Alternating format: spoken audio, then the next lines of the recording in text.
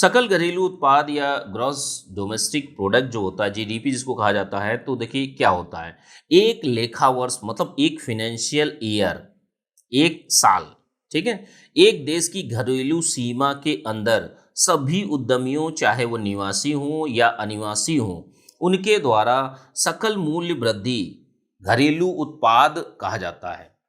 कहने का मतलब यह है कि जो उद्यमी है वो चाहे भारत का हो या विदेशी हो, भारत में अगर जो चीज़ें उत्पादित की गई हैं, उन उत्पादित वस्तुओं का जो चीज़ें हैं उनका अंतिम उत्पादित वस्तुओं और सेवाओं का अंतिम मूल्य क्या कहलाता है?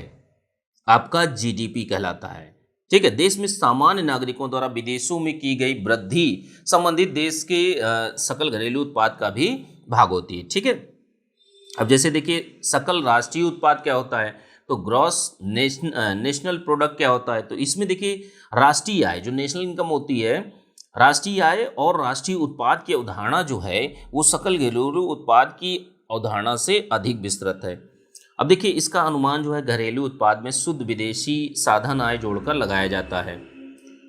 जैसे सकल राष्ट्रीय उत्पाद से ऐसा है कि एक वर्ष की अवधि में देश के सामान्य नागरिकों द्वारा देश की घरेलू सीमा के अंदर या बाहर उत्पादित अंतिम वस्तुओं और सेवाओं का सकल मूल्य जो है वो आपका सकल राष्ट्रीय उत्पाद कहलाता है। ध्यान रखिएगा। अब इसको जीएनपी क्या होता है, GDP minus X, GDP plus X minus M. तो एक्स क्या है, देशवासियों द्वारा विदेशों में अर्जित आय, उसको हम लोग जोड़ लेते हैं, और एम क्या है, विदेशियों द्वारा, जैसे मान लीजिए जो हमारे इंडिया में जो लोग फैक्ट्री लगा के रहे हैं तो उनके उत्पादन को हम लोग माइनस कर देते हैं, तो इसको क्या कहा जाता है, ग्रॉस नेशनल प्रोडक्ट।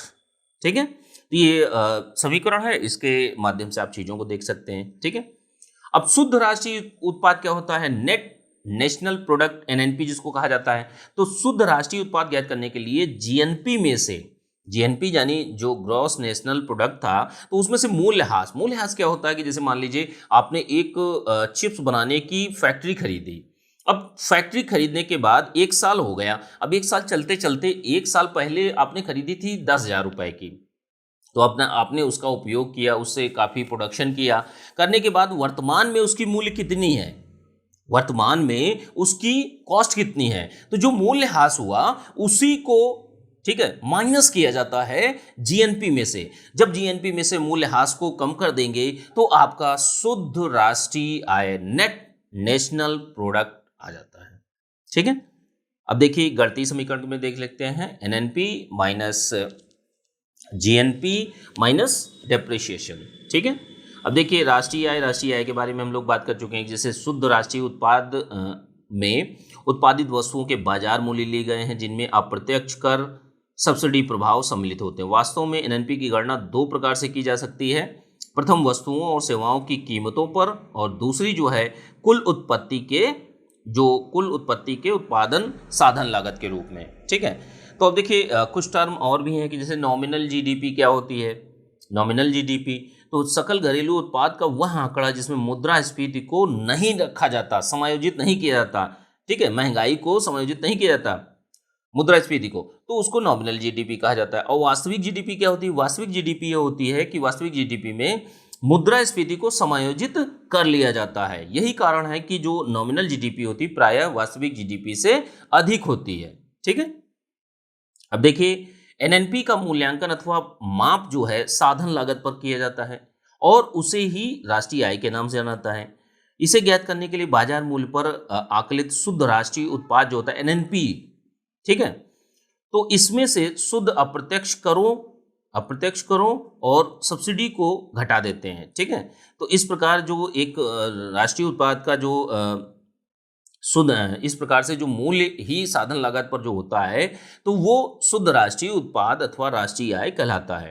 साधन लागत पर शुद्ध राष्ट्रीय उत्पाद या राष्ट्रीय आय जो होती है बाजार कीमतों पर एनएनपी माइनस अप्रत्यक्ष कर प्लस सब्सिडी, तो ये इसका फॉर्मूला है।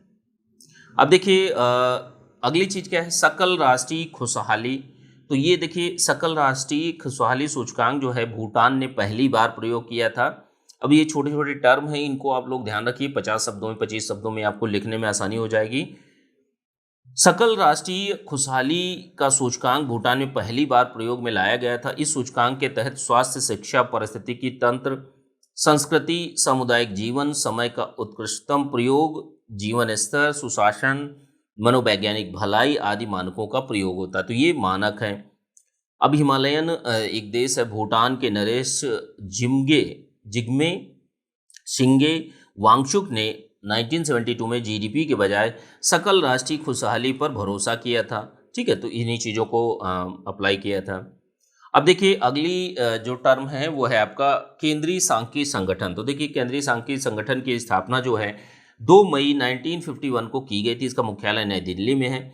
सीएसओ की जो औद्योगिक सांख्यिकी की शाखा है वो कोलकाता में स्थित है। सीएसओ अपना वार्षिक राष्ट्रीय जो लेखा सांख्यिकी है उसके नाम से जारी करता है। और सीएसओ ने राष्ट्रीय आय आंकड़ों संबंधी जो आधार वर्ष है 1999-2000 से परिवर्तित कर दिया है।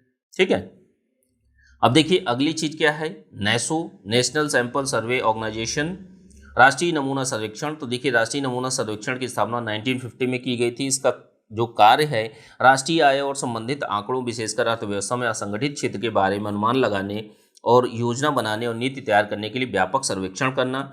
वर्ष 1970 में सर्वेक्षण के विभिन्न पहलुओं को एक जगह लाकर सांख्यिकी विभाग के अंतर्गत राष्ट्रीय नमूना सर्वेक्षण का पुनर्गठन किया गया था। और जनवरी 1971 में राष्ट्रीय नमूना सर्वेक्षण संगठन की स्थापना की गई थी। इसका जो दिशा निर्देशन होता है एक प्रबंध परिषद करती है जिसके आंकड़े इकट्ठा करने, उनका विश्लेषण करने और प्रकाशन में स्वतंत्रता और स्वायत्तता प्राप्त है। अब देखिए 12 जुलाई 2006 को सुरेश तेंदुलकर की अध्यक्षता में स्थापित राष्ट्रीय सांख्यिकी आयोग के कार्य प्रारंभ करने के साथ ही नेसो अर्थहीन हो जाता है और आर्थिक सर्वेक्षण का कार्य जो है जो एनएसएस है पूर्णतः कर रहा है। 2000 में राष्ट्रीय सांख्यिकी आयोग के गठन की संस्तुति जो है सी रंगराजन समिति ने की थी, जिसका गठन जो है अस्थायी रूप से 1 जून 2005 को किया गया। ठीक है, अब जैसे राष्ट्रीय नमूना सर्वेक्षण संगठन के सर्वेक्षण योजना और अनुसंधान विभाग का जो मुख्यालय है वो कोलकाता में है। क्षेत्रीय का जो कार्य हैं विभाग हैं वो मुख्यालय क्षेत्रीय मुख्यालय कहाँ पर है, दिल्ली में है, जिसके देश भर में 51 क्षेत्रीय और 118 उप क्षेत्रीय कार्यालय सहित 6 आंचलिक प्रशिक्षण केंद्र लखनऊ में है। ठीक है, जैसे लखनऊ है, कोलकाता है, नागपुर, बेंगलोर है, जयपुर है, गुवाहाटी, इन सभी जगहों पर स्थित है। डाटा प्रोसेसिंग डिवीजन का मुख्यालय जो है वो कोलकाता में है। ठीक है, और दिल्ली, गिरिडीह, नागपुर, कोलकाता, अहमदाबाद, बेंगलोर में इनके डाटा प्रोसेसिंग केंद्र भी हैं। ठीक है, तो इन चीज़ों को आज हम लोगों ने जाना। अगले वाले लेक्चर में हम लोग प्लानिंग को चीज़ों को जानेंगे।